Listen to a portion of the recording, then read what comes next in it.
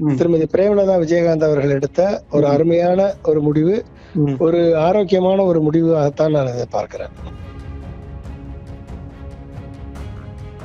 இன்றைக்கு வெற்றியை தனது கட்சிக்காரர்களுக்கு, தன்னை விஜயகாந்தை நம்பி இருக்கக்கூடிய லட்சக்கணக்கான தொண்டர்களுக்கு, ம்.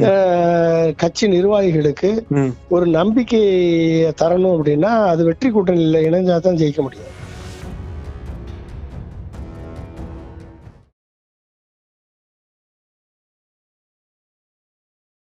ஹலோ ஹலோ சார், வணக்கம் சார். கிங் 360. வணக்கம்ப்பா. தேமுதிக திமுக இந்த கூட்டணி 2016 அமைய வேண்டிய கூட்டணி தற்போது அமைந்திருக்கிறது அப்படின்னு பேசியிருக்காங்க. என்ன என்ன நடந்தது, இப்ப என்ன நடந்துட்டு இருக்கு சார்? அதாவது திரு கேப்டன் விஜயகாந்த் அவர்கள் மறைவுக்கு பிறகு தேமுதிக எடுத்த முக்கியமான முடிவுகள்ல முதன்மையான முடிவு இந்த முடிவு. சரி. இது ஒரு தேமுதிகவுக்கு என்னுடைய எதிர்காலத்திற்கும் திரு விஜயகாந்த் அவர்கள் விட்டு சென்ற பணியை மீண்டும் தொடர்ந்து செய்வதற்கு ஒரு அடித்தளமாக இந்த கூட்டணி முடிவு தேமுதிகவிற்கு அமைந்திருக்கிறது என்றுதான் நான் பாக்குறேன். திருமதி பிரேமலதா விஜயகாந்த் அவர்கள் எடுத்த ஒரு அருமையான ஒரு முடிவு, ஒரு ஆரோக்கியமான ஒரு முடிவாகத்தான் நான் இதை பார்க்கிறேன். இதற்கு பின்னாடி ஏதாவது அழுத்தம் ஏதாவது இருக்க வாய்ப்பு இருக்கா சார்? அழுத்தம் ஏதாவது இருக்கு பின்னாடி? என்ன அழுத்தம் இருக்கு அவங்களுக்கு? என்ன அழுத்தம்? அவங்க இப்ப வெற்றி கூட்டணி வெற்றியை நோக்கி போனா தான் தேமுதிக சஸ்டெயின் பண்ண முடியும். இன்றைக்கு விஜயகாந்த் இல்லாத தருணத்துல இன்றைக்கு வெற்றியை தனது கட்சிக்காரர்களுக்கு, தன்னை விஜயகாந்தை நம்பி இருக்கக்கூடிய லட்சக்கணக்கான தொண்டர்களுக்கு, கட்சி நிர்வாகிகளுக்கு ஒரு நம்பிக்கையை தரணும் அப்படின்னா அது வெற்றி கூட்டணியில இணைஞ்சாதான் ஜெயிக்க முடியும். அந்த ஒரு முடிவை எடுத்திருக்காங்க. எவ்வளவு சீட்டு என்பது முக்கியம் இல்ல, எத்தனை சீட்டு கொடுத்தா அத்தனை சீட்ல ஜெயிக்க முடியும் என்பது முக்கியம். சோ அத இன்னைக்கு விவேகத்தோட முடிவு எடுத்திருக்காங்க.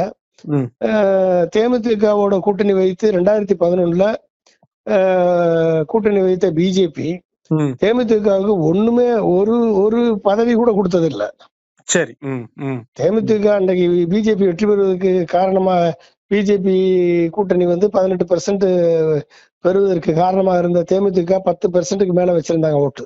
2014 கூட்டணியில முதல் முறையா பிரதமர் ஆகிறார் இல்லையா? முதல் முறையா பிரதமர் ஆகும் பொழுது அப்ப அந்த கூட்டணிய அமைச்சவனே நான் தான். சரி சரி சரி. மோடியோட உட்கார்ந்து பேசி 1-to-1 பேசி தேமுதிக விஜயகாந்த் அவர்களிடமும் பிரேமலதா அவர்களிடமும் பேசி இந்த கூட்டணியை சேர்த்து விட்டேன் நான். அப்ப சரி சரி சரி. அப்ப ஆனா அதுக்குரிய ரெஸ்பெக்ட் மோடி கொடுக்கல விஜயகாந்துக்கு. கட்டி அணைச்சாரே தவிர வேற ஒண்ணும் கொடுக்கல. ஒரு போர்டுல கிட்டத்தட்ட ஒரு 30 போர்டு சீட்ல அட்லீஸ்ட் ஒரு 5 கொடுத்திருந்தா கூட அவங்களுக்கு இதா இருந்திருக்கும். அப்ப ஏமாற்றப்பட்டார்கள். சரி. அப்ப மோடியால் ஏமாற்றப்பட்டார்கள் தேமுதிகவினர். அப்ப அதுக்கு அடுத்து வந்த கூட்டணி, அதுக்கடுத்து வந்த மக்கள் நல கூட்டணி, இதெல்லாம் ஒரு தவறான முடிவு விஜயகாந்த் காலத்திலே எடுக்கப்பட்டது. பழம் நழுவி பாலில் விழும் என்று கலைஞர் அன்றைக்கு சொன்னார். பாலில் விழுந்திருந்தால் அன்றைக்கும் தேமுதிக அதுல இருந்து ஒரு நல்ல நிலைமைக்கு வந்திருக்கும். ஆனால் விழாமல் மக்கள் நல கூட்டணி என்று முடிவு எடுத்ததன் காரணமாக திமுக தோற்று அதிமுக ஜெயித்து, எந்த அதிமுக தேமுதிகவை பழி வாங்கியதோ, எந்த அதிமுக தேமுதிகவை உடைத்து 8 எம்எல்ஏக்களை தன்வசம் இழுத்ததோ, அதே அதிமுகவினுடைய சூழ்ச்சிக்கு பலியாகி மக்கள் நல கூட்டணியை உருவாக்கி ஒன்றுமில்லாமல் போகக்கூடிய முடிவை எடுத்தார் விஜயகாந்த் அவர்கள். இன்னைக்கு நீங்க பாத்துக்கோங்க, மக்கள் நல கூட்டணியில எக்ஸப்ட் ஜி.கே. வாசனை தவிர அத்தனை பேரும் திமுக கூட்டணியில் இருக்காங்கப்பா. மக்கள் நல கூட்டணியில இருந்த எக்ஸப்ட் ஜி.கே. வாசனை தவிர எல்லாருமே திமுக கூட்டணியில இருக்காங்க. அப்ப அப்படிப்பட்ட ஒரு சூழல் இன்றைக்கு ஏற்பட்டிருக்கிறது. திமுக கூட்டணிக்கும் இது வலுவை ஏற்படுத்தி இருக்கிறது. திமுக தலைவர் இந்த முடிவை எடுத்திருக்கிறார். இதை ஏற்றுக்கொண்டு இன்றைக்கு கூட்டணி முடிவாகி இருக்கிறது. எவ்வளவு சீட்டு என்பது அவங்க 22ஆம் தேதிக்கு அப்புறம் அவங்களுடைய கூட்டணி பேச்சுவார்த்தை குழுக்கள் கூடி பேசி முடிவு எடுக்கும்னு வச்சுக்கோங்களேன். சரி சரி. இருந்தாலும் ஒரு அடிப்படை விதி ஒண்ணு சொல்லி ஒர்க் அவுட் ஆயிருக்கும் அது. இல்ல சார், இப்ப ஏற்கனவே வந்து திமுக கூட்டணியில விசிகா இருக்காங்க, கம்யூனிஸ்ட் இருக்காங்க, மதிமுக இருக்காங்க, காங்கிரஸ் இருக்காங்க. அங்க தொகுதி பங்கீடுல ஒரு இழுப்பறை இருக்குன்ற மாதிரி பேச்சு வருது. இப்ப தேமுதிக கூடுதலா போயிடுறப்ப இங்கேயும் தொகுதி பங்கீடு வந்து இழுப்பறையாக வாய்ப்பு இருக்கும் இல்லையா? ஆமா, இப்ப காங்கிரஸ் உள்ள இருக்கா வெளியே இருக்கான்னு தெரியலையே நம்மளுக்கு. காங்கிரஸ் வெளியே போகக்கூடிய சூழல் ஏற்படும் பொழுது திமுக கூட்டணி ஒரு வலுவிழந்தது போல தோற்றம் உருவாகிவிடும்ல. சரி, அது வாய்ப்பு இருக்கா சார்? அதுக்கு நீங்க கவனிக்கிறீங்களா? வெளியே போறதுக்கு வாய்ப்பு இருக்கா? ஆமா, அது வாய்ப்பு இருக்கு. அது இப்ப ஏதோ அவர்கள் காங்கிரஸ் வந்து 35 இடங்களை டிமாண்ட் பண்றதாகவும், ஆட்சியில பங்கு, அதிகாரத்தில் பங்கு வேண்டும் என்பதில் உறுதியாக இருப்பதாகவும் நீ காலையில கூட செய்தி வந்தது. ஆட்சியில் பங்கு, அதிகாரத்தில் பங்கு போறது எது திமுகவுக்கு நல்லதா? காங்கிரஸ் வெளியே போறது ரொம்ப இப்பதான் உங்களுக்கு கூட்டணி பலம் சேர்ந்துருச்சு. இப்ப தேமுதிக உள்ள வந்தாச்சு, மக்கள் நீதி மையம் உள்ள வந்தாச்சு, காங்கிரஸ் வெளியே போறதுனால இழப்பு ஒண்ணும் இல்லையே இப்ப. அப்படிங்களா? சரி, உங்களுக்கு ஒரு 18 சீட்டு ஓப்பனா கிடைக்குதுல்ல. சரி சரி. மற்ற கட்சிகளுக்கு. சரி சரி. அதனால காங்கிரஸ் வெளியே போனா ஒன்னும் இழப்பு இல்லையே இப்ப. காங்கிரஸ் இருந்தா அவர்களுக்கு லாபம், காங்கிரஸ் வெளியே போனா திமுகவுக்கு லாபம். காங்கிரஸ் இருந்தா காங்கிரஸுக்கு லாபம் இல்லையா? ஆமா, காங்கிரஸ் லாபம். காங்கிரஸ் வெளியே போனா திமுக கூட்டணி கட்சிகளுக்கு லாபம். ஆமா, அவ்வளவுதான். இப்ப இந்த முடிவை வந்து திரு பழனிசாமி அவர்களுக்கு எந்த மாதிரியான ஒரு அதிர்ச்சியை கொடுத்திருக்கும்னு நினைக்கிறீங்க? பழனிசாமி வந்து ஒரு கிரெடிபிள் லீடர் இல்லைன்றத விஜயகாந்த், பிரேமலதா விஜயகாந்த் மேடம் அவர்கள் வந்து இப்ப இன்னைக்கு திமுக கூட்டணியில் சேர்ந்ததின் விளைவாக பழனிசாமி அவர்களை நம்ப முடியாது என்ற கருத்திற்கு மீண்டும் வலு சேர்த்திருக்கிறார்.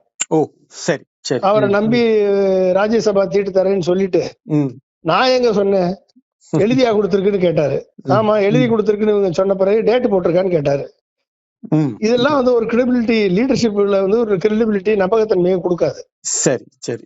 அப்ப அந்த நம்பகத்தன்மை இல்லாத ஒரு பழனிசாமி, திரு எடப்பாடி பழனிசாமி அவரிடம் இருப்பதை விட குறைஞ்ச சீட்டானாலும் வெற்றி பெறக்கூடிய வாய்ப்பை கொடுக்கக்கூடிய திரு மு.க. ஸ்டாலின் அவரிடம் செல்வது நல்லது என்ற முடிவை எடுத்திருக்கிறார் திருமதி பிரேமலதா விஜயகாந்த் அவர்கள். பத்திரிகையாளர் சந்திப்புல திருமதி பிரேமலதா அவர்கள் தேமுதிகவுடைய செயலாளர்களும் நிர்வாகிகளும் தொண்டர்களும் இந்த கூட்டணியை விரும்புகிறார்கள் அப்படின்னு சொல்லியிருக்காங்களே சார், அது உண்மைதான? களத்துல அப்படிதான் இருக்கலாம்.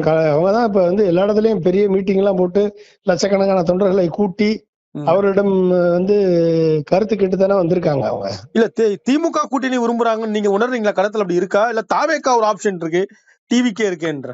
தாவேகாவை ஒரு ஆப்ஷனாவே திருமதி பிரேமலதா விஜயகாந்த் கருதவில்லை என்றுதான் முதல்ல இருந்து கருதுகிறேன். இப்ப காங்கிரஸ் சொன்னது மாதிரி தாவேகாவை வந்து ஊர்கா மாதிரி பயன்படுத்தி சீட் பேரத்தை அதிகரிப்பதில் வந்து இவங்க பிரேமலதா விஜயகாந்த் ஈடுபட்டது மாதிரி தெரியல. பிரேமலதா விஜயகாந்தனுடைய முடிவு நேத்து முந்தா நாள் ஜக்கியை பார்த்தாங்க, வேலுமணியை பார்த்தாங்க, ஏடிஎம்கேல சேர்ந்துருவாங்கன்ற முடிவுக்கு தான் நம்ம எல்லாம் வந்திருந்தோம். ஆனா வந்து அவங்க வந்து ஏடிஎம்கே வந்து ஒரு கிரெடிபிள் லீடர்ஷிப் இல்ல, ஏடிஎம்கேல போனா நம்ம வந்து மீண்டும் நம்ம அதாள பாலத்துக்கு போயிருவோம்.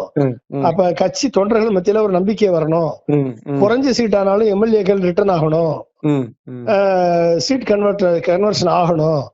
அது தேமுதிகவுக்கு ஒரு பலத்தை கொடுக்கும்.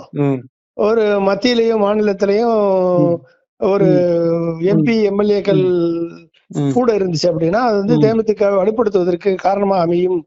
எனவே வந்து சீட் வந்து முக்கியம் கிடையாது, இங்க வந்து சீட் கன்வர்ஷன் இஸ் முக்கியம், நம்பர் ஆஃப் சீட் முக்கியம் இல்லை என்ற முடிவை திருமதி பிரேமலதா விஜயகாந்த் சீக்கிரம் எடுத்தது இன்னைக்கு பாராட்டத்தக்க முடிவு என்று நான் கருதுகிறேன். இந்த முடிவு இவ்வளவு சரியான ஒரு முடிவா அரசியல்ல பார்க்கப்படுவதற்கு என்ன காரணம்? இந்த பக்குவத்தை எப்படி அடைந்தார்கள் தேமுதிக? அவங்களுக்கு அனுபவம் தான் காரணம். அனுபவம் தானே. இப்ப போன கூட்டணிக்கு முதல்ல வந்து எந்த கூட்டணி இல்லாம டிடிவியோட போனாங்க, ஒண்ணும் இல்லாம போயிருச்சு. அதுக்கு அடுத்த கூட்டணி ஏடிஎம்கேல போனாங்க, 3% தான் ரிட்டர்ன் ஆச்சு. சரி சரி. சீட் கன்வர்ஷன் ஆகல. சரி சரி.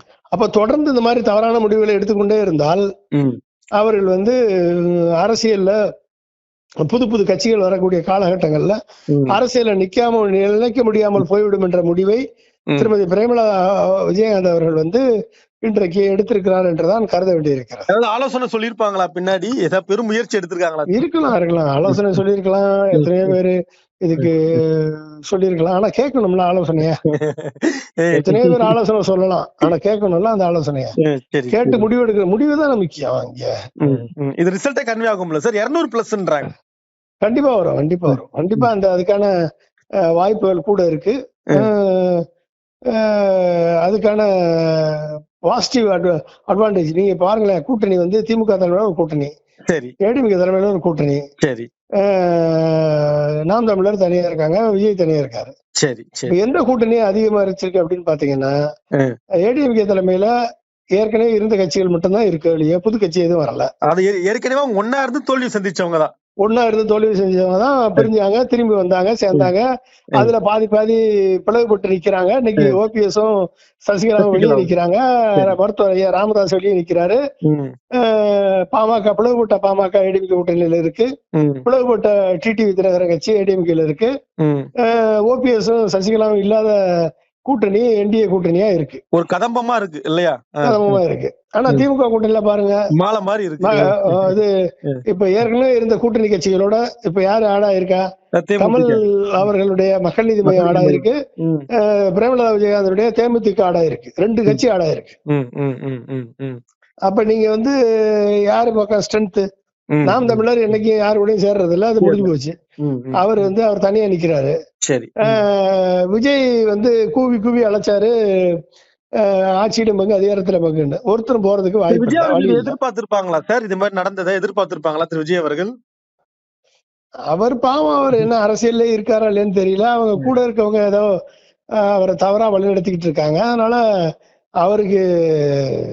அவர் அரசியல் இறங்கி எலெக்ஷன்ல நின்ன பிறகுதான் அவருக்கு தெரியும் என்னன்னு. சார் ஒரே ஒரு நிறைவான கேள்வி சார். நிறைவான கேள்வி, திரு விஜயகாந்த் அவர்களுக்கும் கலைஞருக்கும் இடையிலான அந்த கடந்த கால உறவு எப்படி சார் இருந்திருக்காரு? இந்த நேரத்துல அதை நினைவுபடுத்த நல்லா இருக்கும். விஜயகாந்த் அவர்கள் கலைஞருக்கு விழா எடுத்தவர். விஜயகாந்த் கலைஞரை போற்றியவர் தான். ஆனா கலைஞர் இருக்கும் பொழுதே கலைஞரையும் ஜெயலலிதாவையும் எதிர்த்து அரசியல் களமாடியவர் விஜயகாந்த் அவர்கள். சரி, சரி. அது ஆனா தேசிய முற்போக்கு திராவிட கழகம் என்று பெயரை வைத்து கருப்பு எம்ஜிஆர் என்று சொல்லி எம்ஜிஆர் வேனை பெற்று அவர் பிரச்சாரம் செய்தவர். கலைஞரோடு சேர வேண்டிய சூழல் வரும் பொழுது அதுல சூழ்ச்சியில் சிக்கி மக்கள் நல கூட்டணியில் மாட்டியவர் அவரு. அப்ப பழம் நழுவி பாலில் விழும் என்று சொன்னார். அந்த பழம் நழுவி பாலில் விழுவதற்கு 10 வருடங்கள் ஆகியிருக்கிறது. சரி, சரி, சரி. இன்றைக்கு நழுவி விழுந்திருக்கிறது. கண்டிப்பாக அது தேமுதிகவுக்கு பலன் தரக்கூடிய பலமாகத்தான் அது இருக்கும் என்று கருதுகிறேன். ரொம்ப ரொம்ப நன்றி சார். நேரம் ஒதுக்கி கொடுத்ததுக்கு ரொம்ப நன்றி. நன்றி சார். நன்றி சார். மிக்க நன்றி.